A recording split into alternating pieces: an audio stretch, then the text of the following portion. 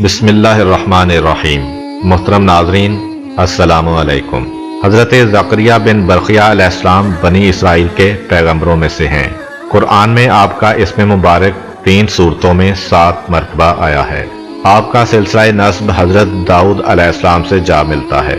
وہ بیت المقدس کے خدام اور راہبوں کے امیر تھے اور لوگوں کو شریعت موسیٰ علیہ السلام پر عمل پیرا ہونے کی دعوت دیتے تھے۔ بنی اسرائیل میں 2 بہنیں تھیں جو ایک بڑے شخص کی بیٹیاں تھیں۔ ایک کا نام حنا اور دوسری کا اشیا تھا۔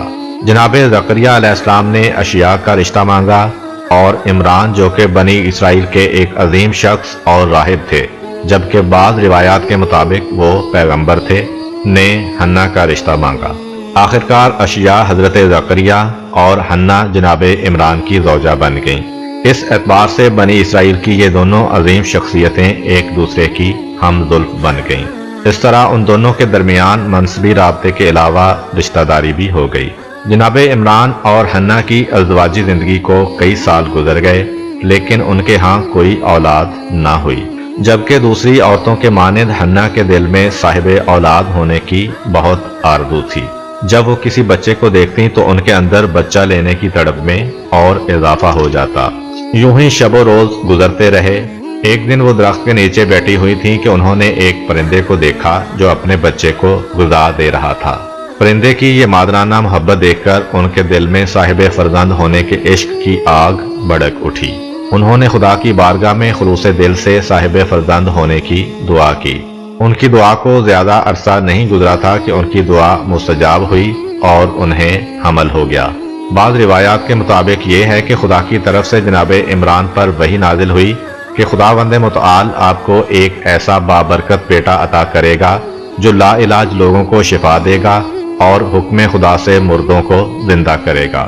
جناب عمران نے یہ خبر اپنی زوجہ حنا کو دی۔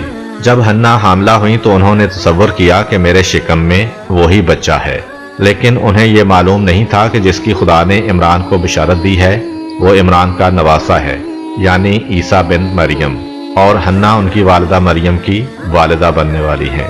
اسی وجہ سے حنا نے یہ نظر مانی تھی کہ جب ان کا بیٹا بڑا ہوگا تو وہ انہیں بیت المقدس کا خادم بنائے گی، لیکن جب ان کے ہاں بچہ پیدا ہوا تو وہ بیٹی تھی، لہٰذا وہ پریشان ہوئیں کہ اب کیا کریں، کیونکہ بیت المقدس کا خادم صرف لڑکے کو منتخب کرتے تھے۔ اس اعتبار سے کہا، لڑکا اس لڑکی جیسا نہیں ہو سکتا۔ مزید کہا، خدایا میں اس بچی کا نام مریم رکھ رہی ہوں اور میں اسے اور اس کی اولاد کو شیطان رجیم سے تیری پناہ میں دیتی ہوں۔ مریم کے معنی عبادت کرنے والی اور خدمت گزار عورت کے ہیں۔ چونکہ حنا یہ چاہتی تھیں کہ اسے مسجد کی خدمت گزار اور بیت المقدس میں عبادت کرنے والی بنائے، لہٰذا اس بچی کا نام مریم رکھا۔ جناب مریم علیہ السلام جب بڑی ہو گئیں تو باوجود اس کے کہ وہ لڑکی تھیں، اللہ تعالیٰ نے انہیں مسجد بیت المقدس کی خدمت گزاری کے لیے قبول کر لیا۔ کتب تواریخ کے مطابق جناب مریم علیہ السلام کے پدر گرامی ان کی ولادت سے قبل دنیا سے رخصت ہو گئے تھے، لہٰذا اس اعتبار سے جناب مریم علیہ السلام جب بیت المقدس کی خادمہ بنی تو انہیں ایک سرپرست کی ضرورت تھی۔ جناب مریم علیہ السلام کی والدہ ماجدہ انہیں بچپن ہی میں بیت المقدس میں یہودی علماء اور دانشوروں کے پاس لائیں اور کہا، یہ بچی بیت المقدس کے نام ہدیہ ہے، لہٰذا آپ حضرات میں سے کوئی ایک شخص اس کی سرپرستی قبول کرے۔ چونکہ جناب مریم علیہ السلام کے چہرہ اقدس سے آثار عظمت نمایاں تھے، علماء بنی اسرائیل کے درمیان بحث و گفتگو شروع ہو گئی۔ ہر کسی کی خواہش تھی کہ اس بچی کی سرپرستی کا اعزاز اسے نصیب ہو۔ آخرکار ان لوگوں نے فیصلہ کیا کہ اس نزاع کو قرعہ اندازی کے ذریعے حل کیا جائے۔ وہ سب ایک نہر کے کنارے آئے۔ حضرت زکریا علیہ السلام بھی انہی میں شامل تھے۔ قرعہ اندازی کے لیے لکڑی کے ٹکڑے حاضر کیے گئے، ان پر تمام ان افراد کے نام تحریر کیے گئے جو جناب مریم علیہ السلام کی سرپرستی کا اعزاز حاصل کرنا چاہتے تھے۔ پھر ان ٹکڑوں کو پانی میں پھینکا گیا، سب کے نام کے ٹکڑے ڈوب گئے، صرف لکڑی کا ایک ٹکڑا پانی پر تیرتا رہا جس کے اوپر حضرت زکریا علیہ السلام کا اسم گرامی تحریر تھا۔ بس اس طریقے سے جناب مریم علیہ السلام کی سرپرستی کے لیے جناب زکریا علیہ السلام کا نام منتخب ہو گیا۔ یقیناً جناب مریم علیہ السلام کی سرپرستی کے لیے حضرت زکریا علیہ السلام مناسب تر تھے، کیونکہ وہ مقام نبوت پر فائز ہونے کے علاوہ जनाब मरियम अलैहिस्सलाम के खालू भी थे। हजरत मरियम अलैहिस्सलाम बैतुल मुक़द्दस की खिदमतगारी में मशगूल हो गईं। अल्लाह ताला ने उन्हें उस मकाम के लिए कबूल कर लिया। बाज़ रिवायात के मुताबिक खुदा के कबूल करने की निशानी ये थी कि जनाब मरियम अलैहिस्सलाम बैतुल मुक़द्दस की खिदमतगारी के दौरान बालिग होने के बाद कभी माहाना आदत यानी खूने हैज़ में मुब्तला ना हुई कि जिसकी वजह से इस रूहानी मरकज से दूर होने पर मजबूर होती। जनाब मरियम अलैहिस्सलाम इस कदर इबादत खुदा में मशगूल रहती कि दिन में रोज़ा रखती और रातों में इबादत खुदा में मशगूल रहती। वो परहेजगारी और मार्फत परवरदिगार में इस कदर गर्क हो गईं कि उस ज़माने के पारसा यहूदी उलमा से कहीं आगे थी। जब हज़रत ज़करिया अलैहिस्सलाम उन्हें देखने के लिए उनके महराब इबादत के पास आते तो वहाँ पर मखसूस ग़ज़ाएँ मुशाहदा करते और हैरान हो जाते। एक दिन उन्होंने जनाब मरियम अलैहिस्सलाम से कहा, ऐ मरियम, ये ग़िज़ा कहाँ से आती है? हज़रत मरियम अलैहिस्सलाम ने जवाब में कहा, यह सब खुदा की तरफ से है, वो जिसे चाहता है बेहिसाब रिज़्क़ अता करता है। हज़रत ज़करिया अलैहिस्सलाम हमेशा खुदा की बारगाह में राज़ो नियाज और इबादत में मशगूल रहते थे, लेकिन जनाब मरियम अलैहिस्सलाम की दुआओं के मुस्तजाब होने और उनके महराब इबादत में बहिश्ती ग़िज़ाओं के देखने से बहुत ज़्यादा मुतासिर हुए। वो कई सालों से खुदा की बारगाह में बेटे का तकाजा करते आ रहे थे जो उनके बाद उनका वारिस बने, लेकिन कोई नतीजा ना निकला। शायद हज़रत ज़करिया अलैहिस्सलाम को ये उम्मीद ना थी कि वो साहिब औलाद होंगे, क्योंकि वो खुद भी बूढ़े हो चुके थे और आप अलैहिस्सलाम की ज़ौजा भी सिन रसीदा थीं। जैसा कि जनाब इब्ने अब्बास से मनकूल है कि हज़रत ज़करिया अलैहिस्सलाम की उम्र 120 साल और उनकी ज़ौजा की उम्र 98 साल थी। जब उन्होंने महराब इबादत मरियम अलैहिस्सलाम में गर्मी में सर्दी के और सर्दी में गर्मी के बहिश्ती फल देखे तो इस चीज़ ने उनकी रूह को उम्मीद से सरशार किया और समझ गए कि बुढ़ापे में भी औलाद की नेमत अता हो सकती है। जैसा कि जनाब मरियम अलैहिस्सलाम को मुख्तलिफ किस्म के गैर मौसमी फल मुयस्सर हुए हैं। उस वक्त उन्होंने खुदा की बारगाह में इल्तिजा की, परवरदिगार, मुझे अपनी तरफ से एक पाकीज़ा औलाद अता फरमा कि तू हर एक दुआ का सुनने वाला है। दिल से निकली हुई इस दुआ को ज़्यादा अरसा नहीं गुजरा था कि हज़रत ज़करिया अलैहिस्सलाम महराब इबादत में मशगूल राज़ो नियाज थे तो फरिश्तों ने आवाज़ दी कि खुदा आपको याहया अलैहिस्सलाम की बशारत देता है, जो कलमा खुदा हज़रत ईसा अलैहिस्सलाम की तस्दीक करने वाला पाकीज़ा सरदार और सालिहीन नबियों में से होगा। हज़रत ज़करिया अलैहिस्सलाम, जो कि ये सोच रहे थे कि बुढ़ापे में कैसे औलाद होगी, ने कहा, परवरदिगार, ये कैसे मुमकिन है कि मैं साहिब औलाद होऊंगा जबकि मैं खुद बूढ़ा हो चुका हूँ और मेरी बीवी में बच्चा पैदा करने की काबिलियत नहीं है।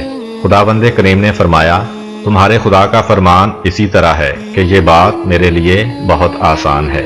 ये बात हज़रत इब्राहीम अलैहिस्सलाम के परिंदों के वाक़े से मिलती जुलती है। हज़रत इब्राहीम अलैहिस्सलाम का क़यामत पर ईमान तो था, लेकिन वो इस तरह इत्मीनान हासिल करना चाहते थे। एन इसी तरह जनाब ज़करिया अलैहिस्सलाम, जो कि चाहते थे कि दिल यकीन से सरशार हो, ने खुदा की बारगाह में अर्ज़ किया, परवरदिगार, इस विलादत की कोई निशानी दिखला।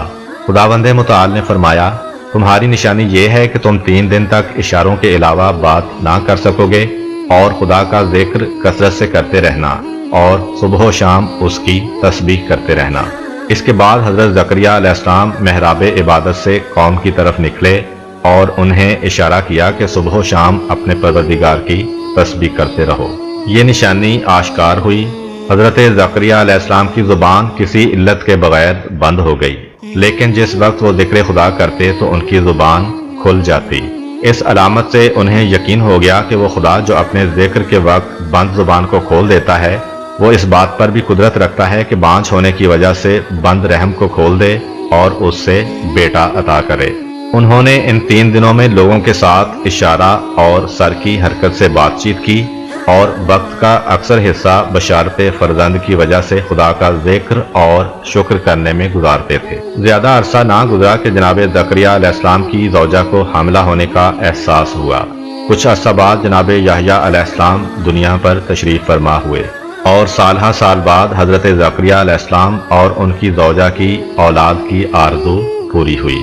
शायद ये वाक़या इस बात का मुकदमा था कि लोगों के जहनों को हज़रत ईसा अलैहिस्सलाम की बग़ैर बाप के विलादत के लिए आमादा किया जाए اور لوگ یہ جان لیں کہ وہ خدا جو بوڑھے میاں بیوی سے بچہ پیدا کر سکتا ہے وہ بغیر باپ کے بھی خاتون سے بچے کو جنم دے سکتا ہے۔ بہرحال خدا کی ذات پر توکل رکھنا، اس کی بے کران قدرت پر یقین رکھنا اور اس کی ذات اقدس سے لطف و کرم کی امید سے سرشار ہونا ضروری ہے۔ جس وقت حضرت مریم علیہ السلام قدرت الہی سے شوہر کے بغیر حاملہ ہوئیں تو شیطان بنی اسرائیل کے درمیان گیا اور لوگوں کے دلوں میں یہ وسوسہ ڈالا کہ اگر مریم علیہ السلام حاملہ ہے تو یہ زکریہ علیہ السلام کا کام ہے، نعوذ باللہ۔ اس کی یہ تہمت اس بات کا موجب بنی کہ شریر لوگوں کے ایک گروہ نے ارادہ کیا کہ وہ حضرت زکریہ علیہ السلام کو قتل کر دیں۔ اسی مقصد کے لیے ان لوگوں نے حضرت زکریہ علیہ السلام پر حملہ کر دیا۔ وہ ان کے ہاتھوں سے نکل گئے اور بیابان میں ایک درخت کے نزدیک پہنچے تو وہ درخت قدرت الہی سے بولا، اے پیغمبر خدا میرے قریب آئیں۔